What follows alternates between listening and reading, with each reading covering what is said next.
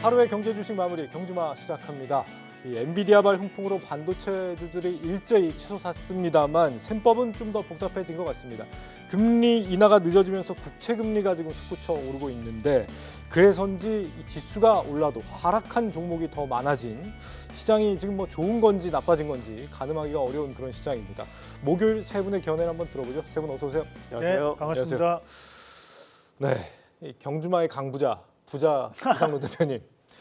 오늘 반도체주 들고 계신 분들 뭐 굉장히 쾌재를 불렀겠습니다. 어쨌거나. 뭐 반도체도 반도체 나름이라고 봐야 될 것 같은데 네. 뭐 우리가 오늘 시장에서 보시면 아시겠지만 SK하이닉스를 보유하고 계신 분들은 쾌재를 부르겠지만 또 삼성전자를 보유하고 계신 분들은 또 SK하이닉스를 샀어야 되는데라는 또 후회를 또 하시는 분들도 계셨을 것 같습니다. 그만큼 선별적인 움직임들이 좀 나온다고 봐야 되는데 거기에서 현재 시장에서 드러나고 있는 키워드는 결국 SK하이닉스라는 연관 키워드와 HBM이라는 키워드 그리고 AI라는 키워드들이 맞물리면서 반도체 장비단이라든지 소재단이 상승이 나왔던 것이 아닌가 그렇게 좀 추정을 해볼 수 있고 또 다른 한편으로 본다면 우리가 이제 2024년도를 볼 때 이런 미래 주식들이 현실이 되는 시간이라고 봐야 될 것 같거든요. 그러니까 로봇 관련된 부분 자체에서도 지금 현재 시장에 대한 변화가 이루어지는 과정들 그리고 또 한편에서는 어떻게 보면 이제 기대감에 대한 부분이 시장에서 상당 부분 반영되는 게 초전도체 관련주들이 여전히 강세를 좀 보인다는 부분도 시장에 대한 영향을 좀 줬다고 봐야 될 것 같습니다. 그래서 낙폭과대에 대한 순환매가 시장 전반적인 부분에서 이루어지면서 거기에 오늘 시장에서는 반도체라든지 또는 이제 초전도체 관련된 기대감이 시장을 이끄는 그런 하루였다. 그렇게 분석을 해볼 수 있겠습니다. 네, 미국장 막판에 좋은 소식이 엔비디아를 통해서 나왔는데도 오늘 우리 시장에 들어온 외국인들이 그렇게 많지는 또 않았다는 생각이 들거든요. 이런 부분은 어떻게 좀 해석을 해봐야 될지. 사실 지금 그 시간 외로 많이 오르기는 했지만은 미국장이 또 이제 막상 열어보면 어떻게 될지 또 봐야 되는 부분도 있고요. 그리고 이제 엔비디아의 어닝 서프라이즈가 우리나라 기업들한테 바로 연결되는 건 없어요. 네. 그러니까 이제 물론 낙수 효과는 있지만은 거기가 엄청 좋다고 해서 우리나라 예를 들어서 하이닉스가 오늘 많이 올랐지만 하이닉스 실적이 엄청나게 좋아지거나 그런 건 또 아니잖아요. 네. 그러니까 이제 그거는 좀 다른 측면이고 또 최근에 외국인들이 올 1월 달부터 시작해가지고 오늘까지 해가지고 10조 원 정도를 샀거든요. 지금 그 거래소 주식 기준으로 했을 때 네. 10조 원 정도를 매수를 했기 때문에 어느 정도 지금 사놓은 상태에서 사실 지금 다음 주에 발표될 우리 입장에서 봤을 때는 오히려 밸류업 프로그램에 대해서 좀 지켜보고 있는 입장이 아닌가 싶습니다. 오늘 그래도 반도체 덕에 행복했어요. 김지민 님이 그러시는데 뭐 행복하신 분도 많이 계시겠지만 또 불행하신 분도 많이 계실 것 같고요. 오늘 시장 어떻게 봐야 될까요? 평론가님. 지금 시장이 전 딱 그런 생각이 들어요. 반찬 맛있는 반찬 2개 놓고 딱 밥 먹는 느낌인 것 같아요. 그래서 이제 기업 밸류업에 대한 뭐 지금 훈풍은 지금 한 달째 이렇게 이어지고 있지 않습니까? 여기다 이제 하나의 그 반도체 쪽은 변곡점으로 여겨졌던 엔비디아 실적 기대를 꽉 채웠던 실적이 나왔잖아요. 네. 그래서 오늘 하이닉스가 5% 오르는 뭐 그런 효과를 봤죠. 근데 참 맛있는데 맛있는 반찬도 이 두 가지만 놓고 계속 먹을 수는 없잖아요. 영양도 밸런스 있게 맞춰야 되니까 또 다른 다양한 반찬들이 나와야 된다. 그래서 코스피도 지금 뭐 2660선, 2650 이렇게 언저리에서 이제 올라가고 있긴 한데 아쉽죠, 계속. 미국장 올라가는 거에 비해서 탄력성이 상당히 떨어지니까 결국 2700선까지 바라보려면 역시 삼성전자의 주가가 지금 73,000원대 벽에서 계속 갇혀 있는데 이걸 뛰어넘는 뭔가가 나와야 결국 삼성전자 주가가 올라야 이제 한국 증시가 올라가죠. 그래서 그 다음 반찬이 참 기다려지는 시장인 것 같고 다음 주에 이제 기업 밸류 이제 그 정부안이 발표가 되겠죠. 예. 그동안 여기에 따른 기대감으로 뭐 보험주, 은행주, 지주사 많이 올랐던 종목들 이제 실제 뚜껑을 열어보면 이게 소문난 잔치에 먹을 것이 없을 수도 있고 엔비디아 실적처럼 기대대로 꽉 채워질 수도 있으니까 또 하나의 변곡점이 우리 시장을 기다리고 있는 것 아닌가라는 생각이 듭니다. 네. 올 들어서 전 세계 시총이 1,500조 원 증가를 했는데 그중 절반 이상이 엔비디아와 AI 관련 효과였다 이렇게 얘기가 나옵니다. 니케이에서 그런 얘기가 나왔는데 올해 주도주는 그러면은 역시 AI다. 이제 이렇게 좀 정의를 내려봐도 되는 걸까요, 평론가님? AI 말고 지금 설명 반도체도 사실 AI와 연결된 반도체만 올라가잖아요. 하이닉스도 지금 사실 HBM 가지고 이제 어떻게 주가가 올라가고 있는 것이고 상대적으로 이제 HBM 같은 AI와 관련된 반도체 칩 경쟁이 밀린다고 하는 삼성전자는 주가에서 보여주듯이 어떤 일정 벽을 넘지 못하고 있지 않습니까? 그래서 올해 뭐 제가 이제 연말에 이제 AI 2차 모멘텀 뭐 이제 이런 얘기도 이제 드렸던 기억이 나는데 네. 그 AI 2차 모멘텀은 이제 반도체와 더 결합해서 확고하게 지금 드러나고 있는 것 같고 우리가 이제 기다렸던 엔비디아의 실적에서 뭐 축포를 터뜨렸으니까요. 이제 그 다음 관전 포인트는 또 다른 이제 누가 터뜨려 줄지 이제 봐야 되겠지만 AI 모멘텀은 이제 끌 수 없는 대세가 된 것 같습니다. 예. 일단 하이닉스가 오늘 날아간 걸 보면서 사실 고민할 부분이 전 좀 있다고 보는 게 지금 15만 6천 원대 이때 도달한 게 이번이 처음입니다. SK 하이닉스 사상 신고가 아닙니까? 다음 행보가 어떻게 되느냐. 이게 굉장히 뭐 따라 붙어도 되는 자리인 건지 고민이 좀 깊거든요. AI가 지금 어쨌든 키워드고 네. AI를 가지고 지금 밸류를 논하는 상황은 지금 아니거든요. 근데 지금 보시면은 그 하이닉스 같은 경우는 AI도 AI지만은 지금 DDR5 쪽도 그렇고 좀 오히려 이제 일반 레거시보다는 조금 첨단 제품이라고 분류되는 쪽에서 삼성보다 지금 현재 경쟁력이 있다라고들 지금 보고 있는 상황이고요. 최근에 이제 엔비디아가 계속 강세를 보이고 있는 이유는 사실 하이닉스 같은 경우는 지금 HBM이 올해께 다 완판이 된 상태잖아요. 네. 그리고 이제 새 제품 이제 출시에 대한 얘기도 지금 나오고 있고 협의가 진행이 되고 있는 상황이기 때문에 그런 모멘텀이 지속이 되고 그다음에 엔비디아가 꺾이지 않는 이상은 하이닉스 같은 쪽이 오히려 더 나을 가능성이 있다 현재로서는. 삼성전자 같은 경우는 일단 HBM 쪽에서 처지는 거는 뭐 부인할 수 없는 상황이 돼버린 것 같고 네. 그러면 이제 삼성전자 쪽에서 HBM도 빨리 따라붙어야 되지만은 삼성전자가 더 중요한 거는 사실은 그 파운드리 쪽에서 그 경쟁에 대한 부분을 갖다가 좀 어느 정도 뭐 레퍼런스를 보여주는 게 좀 있어야 되는데 네. 최근에 또 갑자기 이제 미국에서 인텔에 대해서 적극적인 지원을 하니까 이런 부분들까지 좀 부담으로 작용하면서 상대적으로 좀 눌리니까 현 시점에서는 하이닉스가 조금 더 낫다 보고 있습니다. 네. 우리 시청자 박혜련님 사상 신고가는 무조건 올라타라 이렇게 말씀하시는데 올라타는 게 맞습니까 지금? 뭐 지금 뭐 올라탈 것 같으면 엔비디아 올라타는 게 좀 낫지 그래요? 않겠습니까?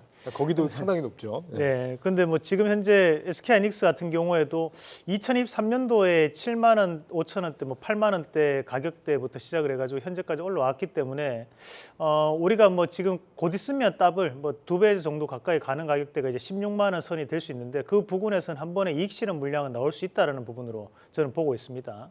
그렇기 때문에 뭐 그렇게 본다면 좀 더 위험하더라도 미국 주식을 차라리 엔비디아 때문에 가는 거기 때문에 엔비디아 쪽으로 보시는 게 나을 것 같고 그리고 이제 삼성전자 관련해서 궁금해하시는 분들이 많으실 것 같은데 이 노태문 사장에 대한 발언을 조금 우리가 주목해서 볼 필요가 있습니다.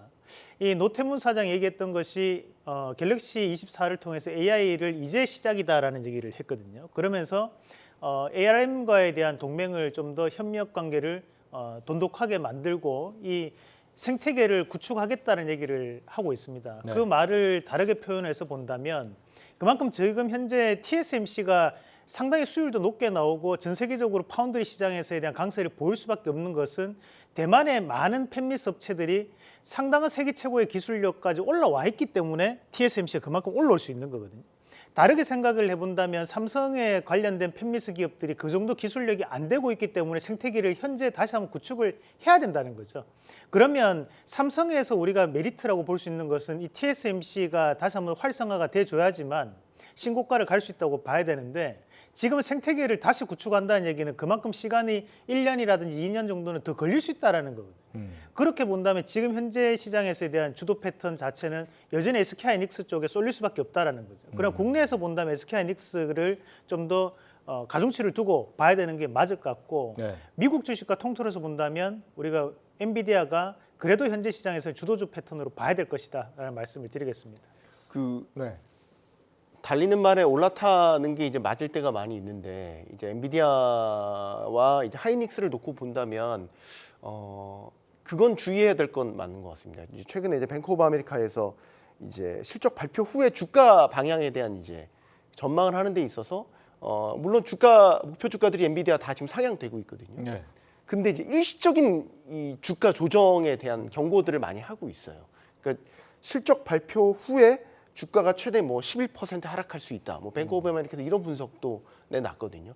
그러니까 이제 그동안 너무나 많이 올랐고 물론 밸류에이션 상으로는 여전히 매력적이지만 주가가 워낙 많이 올랐기 때문에 일시적인 어떤 주가 조정에는 대비를 해야 된다라고 본다면 들어가시는 거는 뭐 본인 이제 개인적인 판단에 뭐 긍정적이라고 볼 수 있겠지만 시점에 있어서는 너무 급하게 막 마치 포모처럼 지금 못 들어가면 안 돼 이렇게 생각하실 필요는 없을 것 같고 또 하나 엔비디아 주가가 하나의 또 변곡점을 맞이한 건 실적 발표 후에 최근에 이제 옵션 관련된 엔비디아 옵션 베팅이 늘어났다라고 해요. 그래서 이제 오늘 밤에 어쨌든 실적 발표 후에 이제 주가가 이제 이 장이 열리는 그 흐름을 봐야 되겠지만 변동성이 굉장히 커질 거란 이야기들이 많이 나오고 있어요. 그래서 네. 미국에서는 최대 위아래 다 합쳐서 25%의 변동성이 나올 수도 있다라는 계산까지 나왔거든요. 그러니까 위든 아래든 10몇 %의 이 변동성을 감내하고 굳이 지금 들어갈 필요가 있을까? 그러니까 조금 상황을 지켜보고 그 다음에 들어갈지 말지를 판단하시는 것도 타이밍상 조절을 하시는 것도 필요하다. 그렇군요. 생각해 보면은 올 들어서 엔비디아 좋다는 얘기를 전문가분들께서 나오셔서 주구장창 얘기를 하셨는데 제 계좌에는 왜 한 번도 엔비디아가 들어간 적이 없었을까? 갑자기 불현듯 그게 좀 제 스스로 좀 의문이 생기더라고요. 이사님 저의 이런 투자에 대해서 어떻게 생각하십니까? 그렇게 말씀하시니까 또 저도 또 자수하는 수밖에 없는데 저는 사실 작년 내내 네. 엔비디아 관련 수혜주를 뭘 사야 되냐고 물어보면 항상 얘기했던 게 엔비디아 수혜주는 엔비디아지 뭐냐라고 얘기하면서 엔비디아를 보고 딴 거 보지 말라고 말씀을 드렸는데 왜 이러는 사지는 걸까요? 않았습니다. 그러니까 제가 그 주식을 산다는 생각을 저도 왜 안 했는지를 지금 와서 생각해 보니까 좀 한심하기도 한데 아무튼 뭐 제 성향하고 또 제가 이제 투자하는 방향하고 좀 다르기 때문에 그럴 수도 있고 한 거니까 지금은 뭐 엔비디아가 그때도 또 싸진 않았잖아요. 어쨌든 네. 계속 올라가는 상황이었으니까 아마 그랬던 것 같습니다. 네. 이렇게 한번 참여의 시간이니까. 네, 한번 참여를 좀 해보고요. 아니 전 AMD를 샀는데 AMD를 샀어요? AMD를 샀는데 그래도 하나 사셨으니까 네, 그래도. 이인자의 서름이라는 네. 게 확실히 있긴 하네요. 뭐 엔비디아 효과를 좀 보겠죠. 예. 삼성전자 들고 계신 분은 앞서 이사님 말씀대로 좀 오늘 좀 답답한 심정이셨을 것 같은데 역시 뭐 인텔 문제죠. 그것도 영향을 주고 있고 실제 또 이제 HBM 관련해 가지고 많이 좀 뒤처지고 있는 모습들이 좀 보이니까 네. 이제 이런 것들이 조금 이제 계속 부담으로 작용을 하고 있는 것 같고 더군다나 이제 지금 디램이나 낸드 쪽이 회복이 되고 있다고 하지만 오늘 나온 기사를 보시면 낸드 쪽은 또 다시 이제 또 감산에 대한 얘기가 나오고 있거든요. 그만큼 어렵다는 얘기이기 때문에 삼성전자에 대한 어떤 기대감을 아까 노태문 사장 이제 말씀하신 걸 갖다가 이 대표님 말씀하셨지만 그 온디바이스 AI 쪽으로 해가지고 이제 뭔가 기대를 하고 있는 것 같고 네. 또 저도 사실 그 부분에 대해서 관심이 많거든요. 근데 그런 부분들이 좀 가시화된다라고 하면은 주가 반등이 좀 있을 것 같고 여전히 저는 또 엑시노스 2400이 지금 성능 테스트한 거 보면은 실제로 퀄컴 거보다 괜찮아요. 그렇기 때문에 이게 하나의 레퍼런스만 돼준다면은 파운드리 쪽이 좀 살아나면서 의외로 또 거기서 방향을 좀 잡아줄 수도 있다 해서 삼성전자는 좀 답답하기는 할 것 같은데 네. 여기서 추가적으로 뭐 급락을 한다든지 하락할 가능성은 좀 제한적으로 보이니까 오히려 좀 느긋한 마음 가지고 기다리실 분들은 삼성전자를 보시는 것도 나쁘진 않을 것 같습니다. 인텔이 1.4나노 파운드리 시장에 이제 진출하겠다는 얘기를 했고 이제 2030년에 삼성전자를 제치고 파운드리 2위에 오르겠다 이렇게 선언을 한 부분이 있잖아요. 뭐 미국 정부도 여기에 이제 보조를 맞춰서 보조금을 뭐 13조 원인가요? 뭐 지급을 한다. 그래서 보조금인지 모르겠지만 이 인텔이 실제로 이 삼성전자 파운드리를 따라잡을 수 있을 것이냐 여기에 대한 견해를 좀 듣고 싶어요.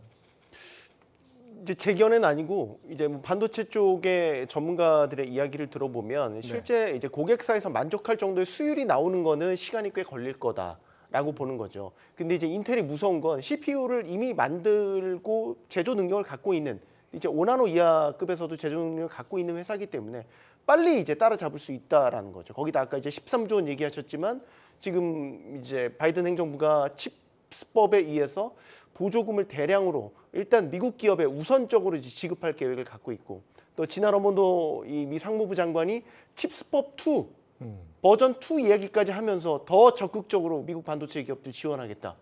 아예 그 제조업의 어떤 생산 라인에 그 아시아로 넘어간 그 팩 주도권을 이제 미국이 다 가져와야 된다라고 이제 얼마 전에 다시 한번 선언을 했거든요. 네.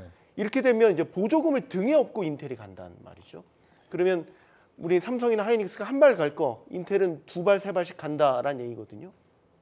아이러니하게도 그 파운드리 데이를 개최하면서 삼성전자에는 오지 말라라고 굳이 또 전화해서 오지 말라라 이런 얘기를 한 거는 확실히 삼성을 파운드리 시장에 있어서는 경쟁자로 인식을 하고 있는 거고 약간 뭐 이런 표현이 어떨지 모르겠지만 TSMC가 넘사벽이라면 잡을 수 있는 만만한 상대로 삼성전자를 보고 있는 게 아닌가 예. 네, 씁쓸한 이런 분석도 가능할 것 같네요. 이게 반도체 생태계라는 게 정말 중요한 것이 우리가 TSMC가 독자적으로 성장을 했던 것이 절대 아닙니다. 그것은 이제 국가에 대한 재정적인 지원과 그리고 이제 대만 여타의 팹리스 기업들이 있었기 때문에 만들어 본 것을 또 만들다 보니까 그만큼 수율이 개선되었고 지금은 삼성전자와 상당한 격차가 나타나게 된 거거든요.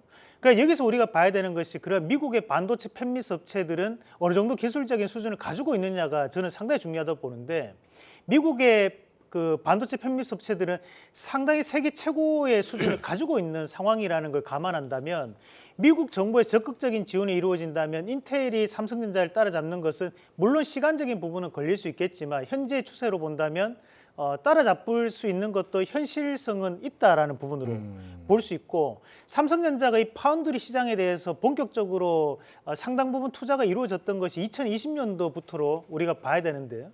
그 이후부터 시작을 해서 삼성전자 파운드리 관련돼서 장비라든지 여러 분야에 대해서는 투자는 이루어져 왔지만 실제 중요한 정작 중요한 이 팹리스 기업들에 대한 투자는 상당히 아린했다는 것이 여기서 그대로 치명적인 단점으로 드러난다고 봅니다. 그래서 지금 현재 삼성전자에 대한 주가 부진 자체가 이런 장기적인 부분 자체에서에 대한 부진도 함께 이루어지고 있는 과정들이기 때문에 하방 경직성은 보일 수 있겠지만 그렇다고 해서 상방을 뛰어넘게 갈 수 있는 부분은 지금 당장은 조금 힘들지 않을까. 그래서 인텔의 이런 부분은 상당히 삼성전자에게는 상당히 취약점을 공략했던 부분이 되지 않을까. 그렇게 분석을 해봤습니다. 그 ASML의 하이 NA EUV 공정인가요? 가장 최첨단 뭐 2나노를 가능하게 하는 그 장비를 인텔이 독점으로 가져갔다는 거 아닙니까? 우리 뭐 삼성전자는 2027년인가요? 2027년 정도는 돼야 받을 수 있다 뭐 이런 얘기가 있던데 장비 면에서도 첨단 미세 공정에서 좀 밀리는 것 같고 말씀하신 뭐 고객사나 뭐 팹리스 이런 부분도 좀 취약해지는 것 같고 괜찮을까요? 삼성전자 파운드리? 근데 인텔이 지금 제가 아는 선에서는 지금 그 5나노 이하보다는 지금 걔네들이 7나노도 제대로 못했던 걸로 알고 있거든요. 근데 네. 지금 이제 기사를 읽다 보니까 나온 것 중에 하나가 지금 제대로 수율도 나오는 게 아니라 지금 감도 못 잡고 있는 상황일 텐데 1.8나노 공정 관련해서 벌써 4군데에서 오파를 지금 받아놓은 상태라고 하잖아요. 그러면 미국 정부도 밀고 있고 미국 내에 있는 기업들도 같이 합심이 돼가지고 지금 움직이고 있다는 거고 결국은 수율이라는 거는 계속해서 만들어 보면은 이게 올라가게 돼 있는 거잖아요. 네. 그러면 이렇게 되면은 사실 삼성 입장에서는 불리한 건 사실이죠. 근데 이제 아직까지는 인텔이 그 첨단 쪽으로 해가지고 그 5나노 이하 쪽으로는 생산 경험이 거의 없기 때문에 아직 시간은 있다라는 거죠. 그러면은 삼성에서도 이 부분에 대해서는 좀 진짜 전략적으로 고심을 좀 많이 해야 될 거고 그리고 또 투자에 대한 부분도 단순히 장비만 깔아놓는다고 되는 건 아니잖아요. 네. 고객 확보를 위해서 조금 더 적극적으로 나설 필요가 있다. 그리고 시장이 원하는 게 있다면 그러니까 시장이 원한다라고 하는 거는 사실 삼성에서 그 빅바이어들이 많이 이탈했던 이유 중에 하나가 결국은 기술 유출에 대한 리스크였었잖아요. 그럼 그 부분을 갖다가 어떻게 정리를 해가지고 차단을 해줄 수 있는 그런 또 아니라는 것도 고민을 좀 해볼 필요가 있지 않을까. 그런 것들까지 다 이번에는 지금 삼성한테는 어떻게 보면은 인텔이란 경쟁자가 생기면 그 매기 효과라는 게 있잖아요. 예. 오히려 큰 게 들어와가지고 삼성을 긴장시켜가지고 다시 한번 일어설 수 있는 기회가 될 수도 있는데 여기서 나태해져 버리면 정말 힘들어지는 상황이 올 수도 있죠. 그러니까 삼성이 조금 더 분발했으면 합니다. 마크 주커버그가 이제 곧 방한하잖아요. 네. 지난번에는 이제 샘 알트먼이 왔었고 다음 주에 오죠. 네, 이제 주커버그는 이제 두 번째 방안인 거고. 근데 이제 그 삼성과 그때는 페이스북이었지만 이제 메타의 밀월 관계가 그때는 사실 이제 그 눈에 쓰는 VR과 관련된 이제 협업이 이제 1차적인 과제였고 네. 성공적이진 않았어요. 두 회사의 과제가. 근데 이제 이번에는 확실히 AI 인프라와 관련된 이제 칩 설계 메타도 자체 설계를 할 계획을 갖고 있기 때문에 여기에 대한 제조 파트너를 찾고 있단 말이에요. 이 와중에 지금 주커버그가 오는 거거든요. 제가 이제 그때 주커버그 왔었을 때 이제 취재를 했었는데 그때 돈은 이재용과도 개인적인 친분도 상당히 있고 당시 이제 그 페이스북 경영진 전체와 삼성전자 경영진 전체도 굉장히 온화한 분위기 속에서 이제 협력 파트너십을 맺었었다고 해요. 그래서 네. 저는 뭐 끝날 때까지 끝난 게 아니다라고 얘기하는 것처럼 지금 이제 합종 연행들이 복잡하게 일어나고 있잖아요. 네. 삼성도 만났다가 뭐 인텔도 만나고 이제 하겠죠. 그 안에서 뭔가 메인 파트너를 딱 잡는 뭔가 그 점이 하나 있어야겠죠. 저는 메타에도 기대를 충분히 걸어볼 수 있는 거는 올해 메타가 AI 인프라에 대한 칩을 굉장히 많이 확보하겠다고 아예 주커버그가 자기가 얘기를 했어요. 네. 그 와중에 지금 삼성을 방문하는 거니까 삼성한테는 뭐 아주 절호의 기회가 왔다 이렇게도 볼 수 있겠습니다. 저도 저 네. 부분에 대해서 상당히 동의를 하는 것이 삼성이 약한 분야가 이 팹리스 분야입니다. 근데 이 팹리스 분야에 대한 이런 부분을 한 번만에 타겟에서 해결해 줄 수 있는 게 또 메타가 될 수 있기 때문에 또 메타 입장에서는 이것을 제대로 설계해 줄 수 있는 파트너가 또 필요한 부분이고 그러니까 서로에 대해서 상당히 필요한 부분들이 접점이 맞을 수 있다라는 부분을 우리가 좀 더 눈여겨보실 필요가 있고 지금 메타의 입장에서 본다면 우리가 이렇게 AI에 대한 반도체가 크게 수요가 증가했다는 것이 젠슨 왕도 얘기를 했지만 결국 생성형 AI가 폭발적으로 늘어나고 있기 때문이라고 했는데 이 생성형 AI에 대한 모태가 되는 것이 결국에는 지금 현재는 챗GPT라는 기반이거든요. 그러면 메타의 입장에서는 이 챗GPT를 뛰어넘을 뭔가를 만들고 싶어 하는 것도 하나의 일단락이 될 수 있다는 거죠. 그런 의미에서 봤을 때는 당연히 이 저커버그에 대한 한국 방안이 만약 이루어지고 이재용 회장을 만난다는 것 자체만으로도 상당히 이슈화가 될 수 있다는 거고 또 한 가지 우리가 여기서 봐야 되는 것은 삼성에서 계속적으로 얘기하고 있는 것이 M&A 이슈가 있습니다. 네. 그 M&A 이슈도 올해 안에는 나올 가능성이 저는 대단히 높다는 부분으로 봅니다. 반전이 될 수 있겠네요. 네, 맞습니다. 지금 메타 말씀하셨고 샘 알트만도 그렇고 손정희 회장도 그렇고 AI 칩을 자체적으로 만들려고 하는 수요들이 올해 좀 폭발하는 것 같은데 이게 그러면 HBM의 필요성으로 이어지는 거죠? 그러면?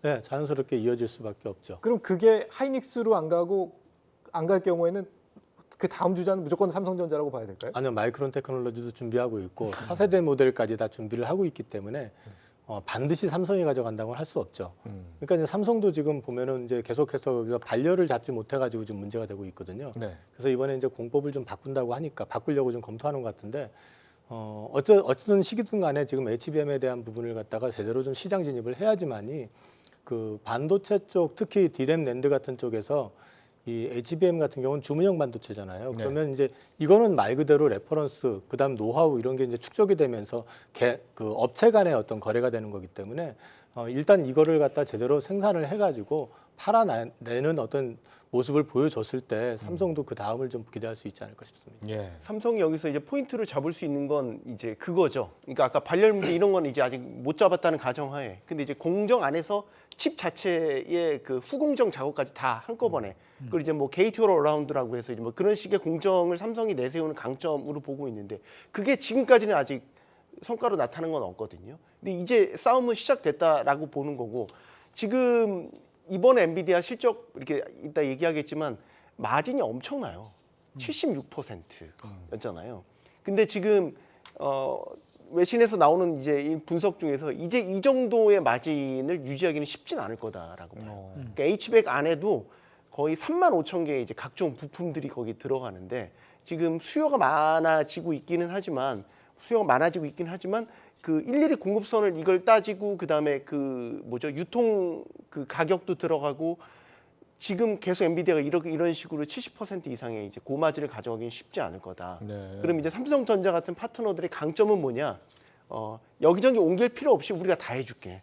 그럼 이제 가격 면에서 다운을 시킬 수 있죠. 그걸 이제 얼마나 메리트로 내세우느냐. 그래서 파트너사를 잡아내느냐. 이것도 하나의 관전 포인트가 될 수 있을 것 같아요. 예. 삼성한테도 아직 기회는 남아 있다 이렇게 좀 생각을 해보고요. 네, 앞서 우리 그 평론가님이 얘기했던 거가 오늘 주식시장에도 그대로 반영됐던 것이 결국 저런 일괄적인 부분 자체 처리할 수 있는 기업이 이제 디자인 하우스 관련된 기업들이거든요. 네. 그렇다 보니까 우리가 TSMC와 디자인 하우스 연결되어 있는 기업이 이제 에이징랜드라는 기업이 오늘 또 크게 급등하는 모습이 나타났고 삼성 관련해서 디자인 하우스 관련 기업이 상장되어 있는 업체 세 군데가 있습니다. 네. 가온칩스, AD 테크놀로지 그리고 코아시아인데 오늘 가온칩스가 또 상한가를 갔습니다. 예. 그래서 이런 부분도 지금 시장에서는 상당 부분 반영하고 있다. 그렇게 좀 봐야 될 것 같습니다. 안 그래도 그걸 여쭤보려고 했는데 지금 오늘 뭐 가온칩스 또 에이징랜드, PSK 홀딩스 뭐 다양한 기업들이 갔잖아요. 소비자들 하나를 꼽으면 어디를 꼽으시겠어요? 뭐 일단은 가온칩스나 에이징랜드 같은 경우는 이미 신고가에 들어가 버렸기 때문에 지금부터 우리가 이제 트레이딩 관점에 대한 부분으로 접근할 필요가 있다고 보고, 다만 저는 이제 코아시아 같은 경우에는 코아시아 넥셀이라는 계열사가 있습니다. 물론 국내에 상장돼 있는 것이 아니고 대만에 있습니다. 그 업체가 과거 엑시노스를 만들었던 기업이에요. 그렇다 보니까 현재 코아시아가 하고 있는 일은 카메라 모듈이라든지 또는 이제 반도체 후공정 관련된 작업을 하고는 있지만 이 디자인 하우스 관련해서 삼성과의 협력 관계 좀 더 부각되지 않을까라는 부분으로 가격적인 부분까지 따져본다면 코아시아도 충분히 현재 구간에서는 관심을 가져볼 만하다는 말씀도 함께 드리겠습니다. 네. 방산주들은 오늘 수출입은행법 개정안 이슈 때문에 또 화색이 돌았습니다. 방산업체들 지금 금융 지원을 할 수 있는 한도를 15조 원에서 지금 25조 원으로 늘리는 법안이잖아요. 오늘 기재위 소위를 통과했다. 29일에 이제 본회의 통과를 해야 완전히 끝나는 건데 본회의 통과 순탄하게 되는 건가요, 이사님? 일단 여야가 그 관련해 가지고 4개의 법안을 내놨었거든요. 네. 그러니까 안 하겠다는 얘기가 아니었었고, 근데 다만 금액에 좀 차이가 있었고 각자 이제 그 협의할 시간이 없었어요. 이제 다투느라고. 근데 이제 이번에 본회의로 상정이 된다는 얘기는 서로 합의가 된 상태에서 한 게 아닌 상정이 된 거고, 그거는 결국 자연스럽게 통과가 되지 않겠느냐라고 기대를 하는데, 문제는 이제 기왕에 통과시켜 줄 거면은 좀 룸을 좀 가지고 갈 수 있게끔 해주셨으면 더 좋았는데, 사실 이제 10조 원 증액하는 거 가지고는 기대했던 것보다는 좀 못하다. 그러니까 실제로 지금 폴란드 1차 계약이 17조였었고요. 네. 2차가 지금 나와 있었던 거 종합해서 보면 어바웃으로 한 30조 원 정도 되거든요. 그 외에도 뭐 루마니아나 체코나 지금 이제 현재 우리나라에 관심을 갖고 있는 국가들이 많은데, 사실 이제 방산을 좀 확장을 하기에는 조금 자본 증액이 조금 작은 거 아닌가 하는 아쉬움이 있습니다. 좀 아쉬운 네. 부분이네요. 그래서 지금 그 업계에서 요구했던 것보다는 이제 원래 30조 원 이상을 좀 요구를 했었는데 25조 원으로 이제 좀 제한적으로 올려줌으로써 사실 이제 그 업계에서는 이걸 어떻게 나눠야 되냐라는 거죠. 그러니까 신용 공여 한도를 한 기업이 다 가져갈 수는 없고, 그래서 각자 상황에 따라서 뭐 여기는 10%, 여기는 5% 이제 이런 식으로 지금 나누는 작업을 한대요. 그래서 그리고 이제 폴란드에도 일부 이제 2차 계약을 아직 이제 가계약 정도 있는 기업들은 폴란드에서 좀 일부 여기에 대한 신용 공여를 안 해달라라고 이제 계약 변경을 요구하는 이런 이렇게 해야 되는 지금 상황인 거고, 그래서 이게 물론 이제 큰 시름은 넘겼지만 이제 기대치는 뭐 살짝 미치지 못한 한 2% 부족했다 이제 이런 평가들이 나오고 있는 거고, 다만 이제 폴란드 2차 계약 물량이 중요한 거는 30조 원이라는 막대한 이 규모도 규모지만 그때도 말씀드렸지만 폴란드가 이제 정부가 바뀌었어요.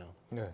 바뀌고 나서 이제 우리가 좀 우려했던 거는 기존 계약 한번 제대로 검토해 보겠다 막 이런 얘기 나오고, 근데 이제 최근 들어서 좀 분위기가 괜찮아졌어요. 그러니까 기존 했던 계약 한국 업체들과 했던 계약은 준수하는 게 맞다라는 취지로 나왔고, 국방부 장관도 한국산 무기에 대해서 만족감을 표했다라는 이제 외신 보도도 이제 나왔어요. 그래서 이제 그러면 일단은 신용 공여 한도도 올라갔고, 바뀐 정부에서도 일단은 기존 계약을 뭐 내치거나 이럴 기미는 안 보이니까 한시름 났다라고 지금 보고 있는 거죠. 그래서 이제 실제 계약은 기업마다 좀 다를 거라고 지금 보고 있어요. 현대 로템이나 하나 에어로스페이스 같은 경우는 이미 이제 계약을 2차 계약까지 일부 이제 다 체결이 됐고요. 예. 이제 나머지 기업들도 이제 이번 늘어난 거에 따라서 순차적으로 계약이 되는데 이게 한꺼번에 나올 건 아니에요. 그건 알고 계셔야 됩니다.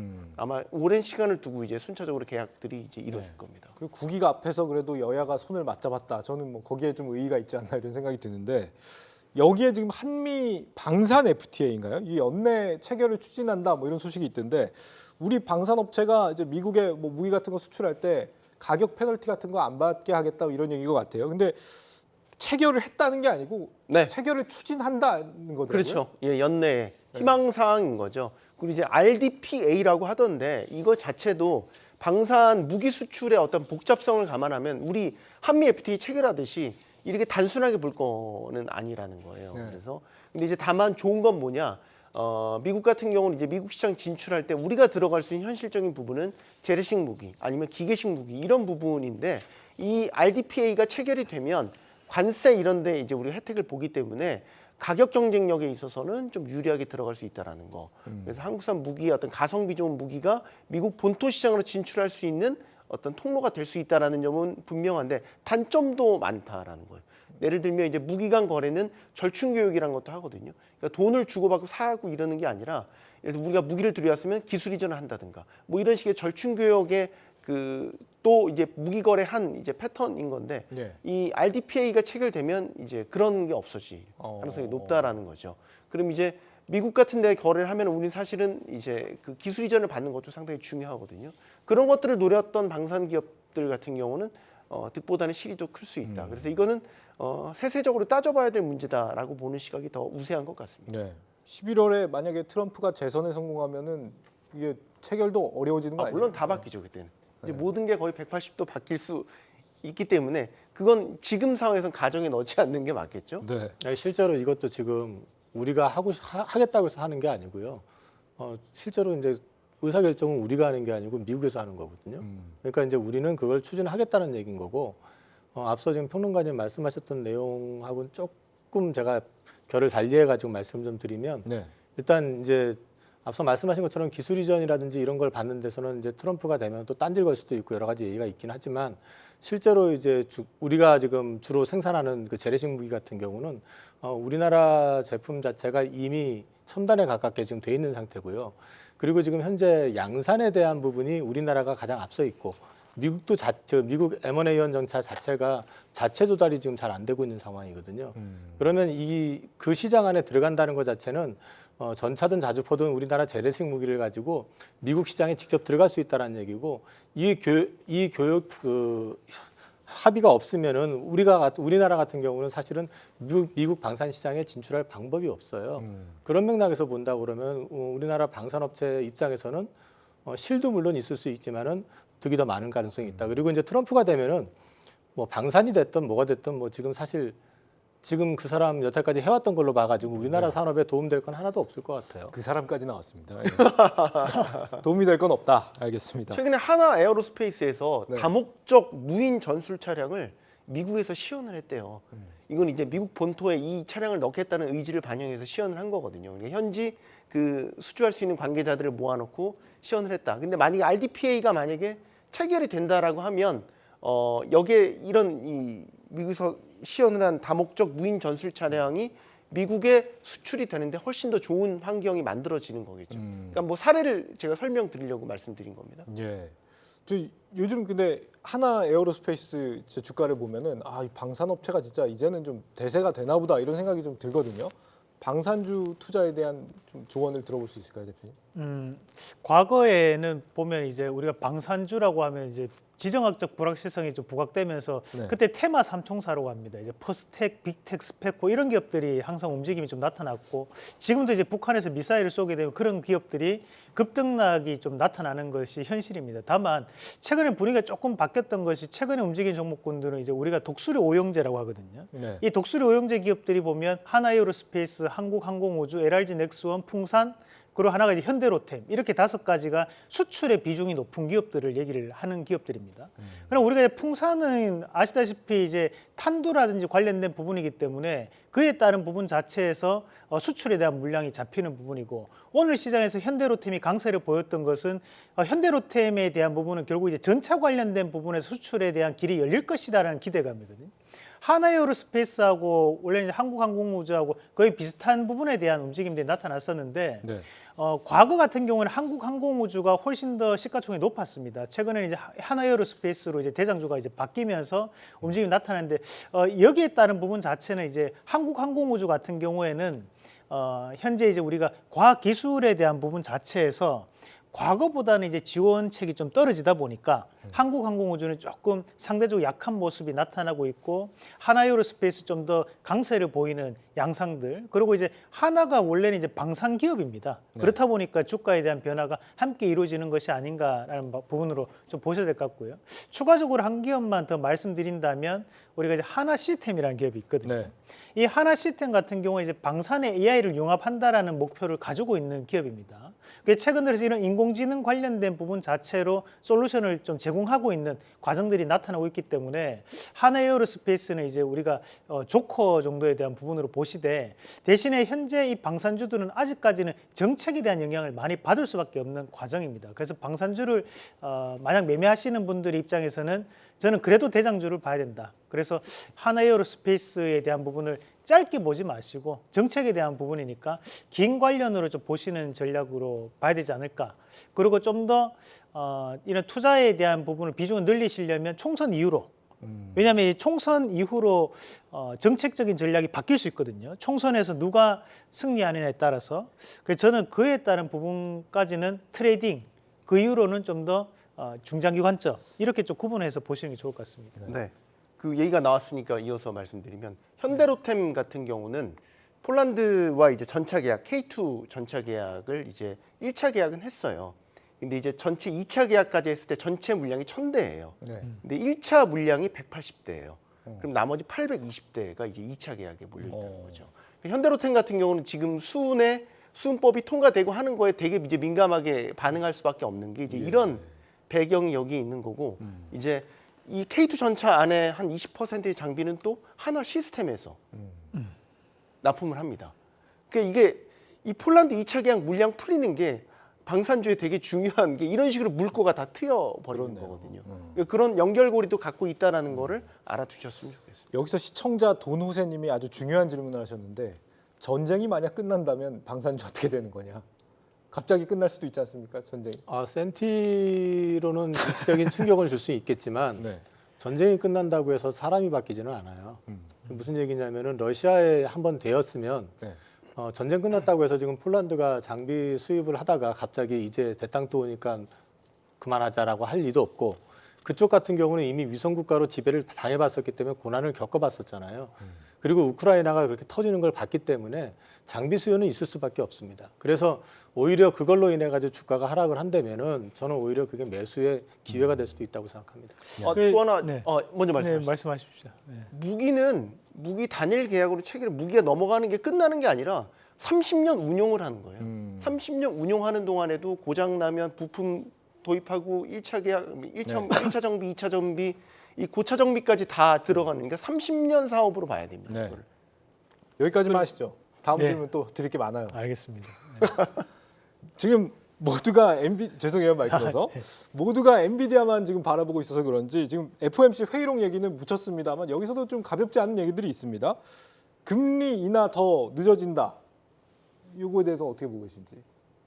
일단 6월 달도 가물가물하다라는 뉘앙스로 이제 기사가 나오기 시작하는 것 같고, 네. 이제 발언도 실제로 나오는 것 같은데, 일단 뭐 그런 것들이 이제 앞서 발표된 지표들 자체가 생각보다 좀 높게 나왔죠. 이제 인플레 관련된 지표들이 높게 나오다 보니까 이제 그런 우려들을 하고 있고, 특히 PPI도 또 예상치를 높게 나오니까 PPI가 한 2개월 정도 선행한다 그러면 CPI 역시 마찬가지로 또 그렇게 되는 거 아니냐 우려를 하는데, 일단 우선 저 더들리 전 뉴욕 연은 총재라든지 레리 서머스 장관 같은 경우 이제 말씀하신 것처럼 금리를 갑자기 인상할 가능성은 좀 제한적이라고 보고 있고요.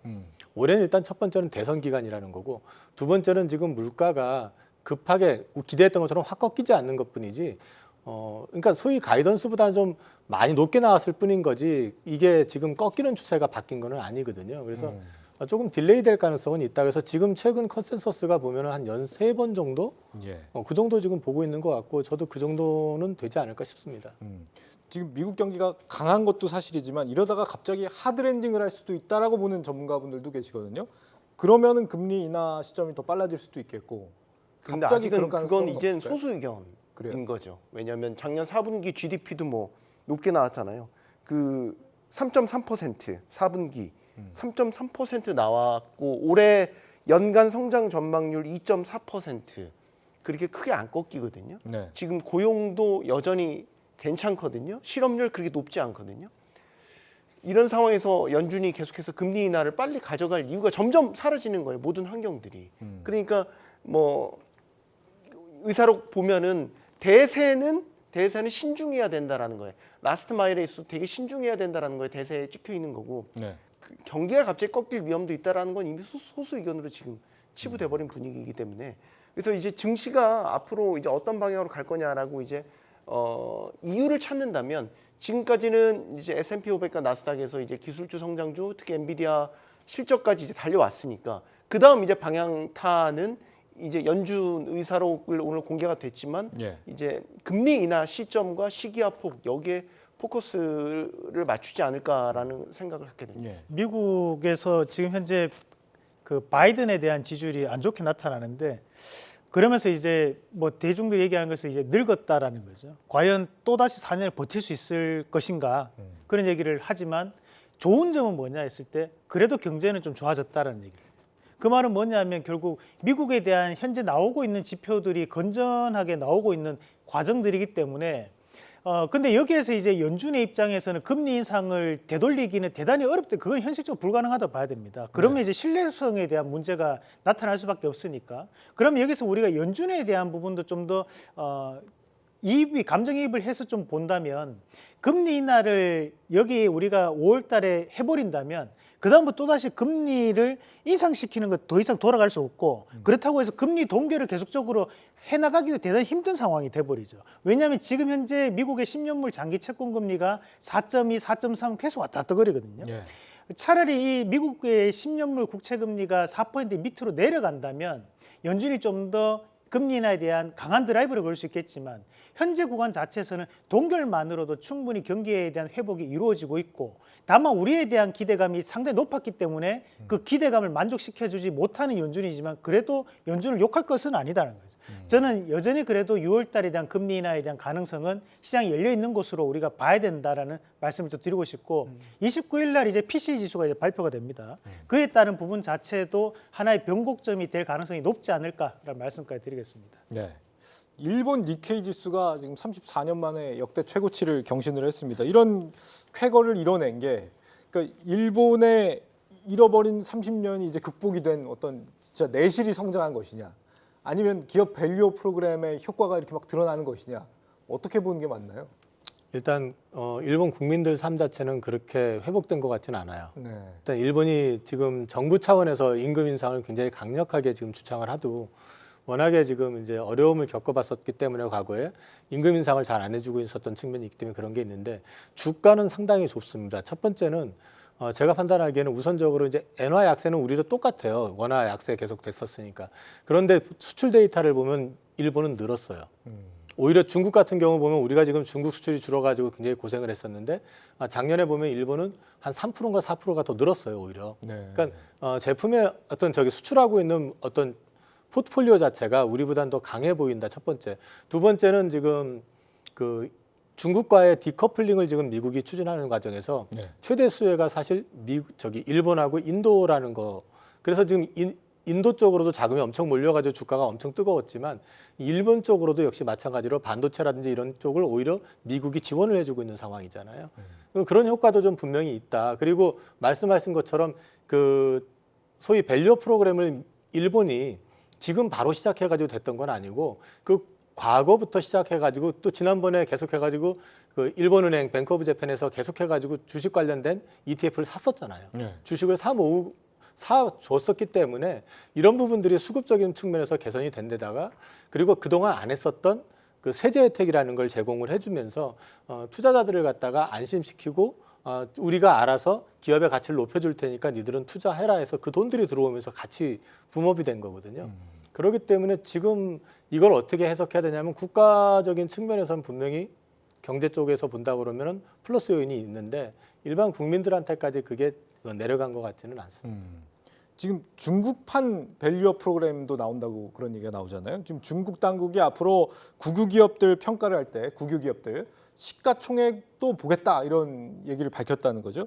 여기도 저PBR 중심으로 좀 성장이 있을 거다 이런 기대감이 있는 것 같더라고요. 유행인가 봐요. 네, PBR도. 저 PBR이 이제 아시아 전체로 확산되는 하나의 아이템이 된 것 같은데 일본 얘기가 이제 어쨌든 먼저 치고 나간 게 일본이니까 근데 이제 우리가 이걸 단편적으로 보면 이런 밸류 프로그램 때문에 주가가 이렇게 올랐냐? 우리 아까 이사님 말씀 그게 아니거든요. 네. 삼박자가 맞아 떨어진 거거든요. 사실 더 넘어가면 아베 때부터 해서 수출 기업들을 살리기 위해서 환율 정책이라든지 엔화를 계속 찍어냄으로써 이제 달러와의 격차가 있지만 그걸 견뎌내고 이제 어쨌든 저성장을 극복하기 위한 그 노력들이 이제 이 주가의 오늘 모습으로 나타난 거지. 단순히 그 단편적으로 작년에 도쿄증권거래소가 이 기업 밸류업 주주 친화 정책 그걸 내놨다고 해서 이게 오늘에 만들어진 건 아니에요. 그래서 우리가 착각하면 안 되는 게 자칫 너무 우리 지금 26일 날 발표된 기업 밸류업 프로그램 이게 이제 빵 하고 나오면 뭔가 세상이 확 바뀔 것처럼 이제 막 그렇게 너무 과하게 이걸 해석하면 안 될 것 같아요. 그 밑에 기저에 있는 여러 펀더멘털들이 같이 바뀌고 오랜 기간 정말 숙성돼서 나온 이 주가의 결과이기 때문에 네. 저는 한편으로 걱정이 되는 게 그거예요. 너무 기대감으로 많이 올랐던 그 저 PBR 수혜주들이 정작 뚜껑 열었을 때 별거 실망 매물이 없을까. 많이 나오지 않을까 이런 걱정도 하게 돼요. 예. 그게 참 한국의 빨리빨리 문화도 영향을 좀 주는 것이 지금 저 PBR 주들에서 크게 세 가지 분류로 나눠볼 수 있는 것이 지주사에 대한 부분, 그리고 이제 은행사, 그리고 이제 보험사들이거든요. 그런데 이런 종목군들이 시장에서는 원래는 소외주 종목군들입니다. 그런데 단기간에 보면 20%, 30%가 지금 급등이 나오고 난 다음에 조정이 나오다 보니까 우리 일부 개인 투자자분들은 야 이거 조정이 너무 깊어지는데라고 얘기하시는 분도 계세요. 네. 그래서 사실 이건 깊어지는 조정은 아니거든요. 단기간에 많이 올랐기 때문에 그에 따른 부분에서 건전한 조정세를 좀 보이는 건데 우리가 여기서 앞서 평론가님이 얘기하셨던 것처럼 밸류 프로그램이 등장한다고 해서 여기서 상한가를 갈 수 있느냐 또 그것도 아니라고 봐야 돼요. 우리가 일단은 기대치 자체를 낮추고 봐야 된다는 거죠. 우리가 증권주라든지 금융주 또는 이제 지주사는 그 회사에 대한 부분 자체, 가치적인 부분 자체, 지금까지 디스카운트 됐던 것을 정상 상태로 돌려내겠다라는 거지 이걸 가지고 주가를 엄청나게 단기간에 부양시키겠다는 뜻은 아니라는 것을 우리 시청자분들이 네. 알고 가실 필요가 있습니다. 예. 밸류업 프로그램은 그렇고요. 중국 증시는 어떻습니까? 지금 그 춘절 전에 중국의 이제 증시 감독 기구죠. 여기 주석을 완전 전격 교체를 하고 시진핑 주석한테 실제로 이제 주가가 급락하거나 그러면 직접 보고를 하는 이런 시스템이 만들어졌다는 거예요. 진짜 적극적으로 부양을 하겠다는 의지가 막 형성이 되고 있는 거 아닙니까? 과거에도 그 증시가 항상 안 좋았을 때 이 증감의 수장을 교체하면서 정책을 갖다가 이제 내놓고 네. 규제책 완화라든지 여러 가지 정책을 내놓으면서 증시를 부양을 시켜왔었고요. 실제로 이번에도 지금 그 증감의 수장을 갖다 교체한 시점이 2월 7일이고요. 2월 7일부터 시작해서 오늘까지 주가를 보시면은 상당히 많이 꾸준히 올라오고 있습니다. 그러면서 기준금리도 전격적으로 0.25 5년물 그 LPR 금리를 0.25 인하시켰고 또 뭐 여러 가지 지금 이제 부양책들을 앞으로도 계속 내놓을 것 같은데 이거는 일단 뭐 경기 부양에 대해서 진심이다. 그리고 이제 3월에 양회가 있잖아요. 네. 이제 관련해 가지고 또 이제 정책에 대한 부분도 좀 나올 수 있기 때문에 그런 기대감들까지 같이 맞물려 있는 데다가 최근에 인도 쪽이 워낙에 작년에 핫하게 올라서 과열 상태를 이제 보이다 보니까 인도로 투자했던 자금들 일부가 지금 빠져나와 가지고 중국, 한국, 뭐 대만 이쪽으로 좀 이제 투자가 좀 들어오고 있다고 하거든요. 네. 우리나라도 지금 10조 원 투자 올해 들어와 가지고 거래소 쪽으로 들어왔던 자금 중에서 8조 원 정도가 영국계 자금이라고 하더라고요. 그러니까 이제 그런 부분들을 놓고 보면은 중국도 여전히 이제 증시 추가 상승에 대한 기대감을 네. 가질 수 있을 것 같습니다. 여기서 드리고 싶은 질문은 일본도 증시가 좋아지고 있고 중국도 증시 부양을 하고 있고 이게 우리 증시한테 도움이 되는 요소인지 안 되는 요소인지 왜냐하면 모든 그 선진국 자금들이 외국 자금들이 이쪽으로 가버리면 국내에 안 들어올 거 아니에요.